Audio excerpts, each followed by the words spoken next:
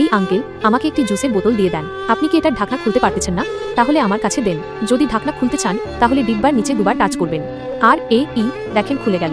দোকানদার, ঠিক আছে, এখন তাড়াতাড়ি 200 টাকা দাও। ছেলে, কি? কেন 200 টাকা কেন?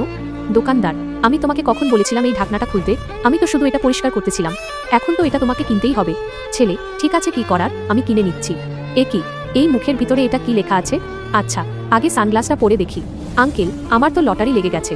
এখানে লেখা আছে তো একটি জুসের বোতলের সাথে আরেকটি জুসের বোতল ফ্রি। দোকানদার, আরে এরকম লেখা থাকলে লটারি লাগে না। যদি এরকম লেখা থাকে তাহলে লাগে।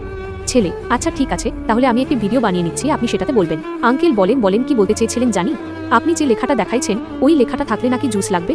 দোকানদার, হ্যাঁ। ছেলে, ঠিক আছে, তাহলে আপনি এখন দেখেন আপনার সাথে কি করি আমি।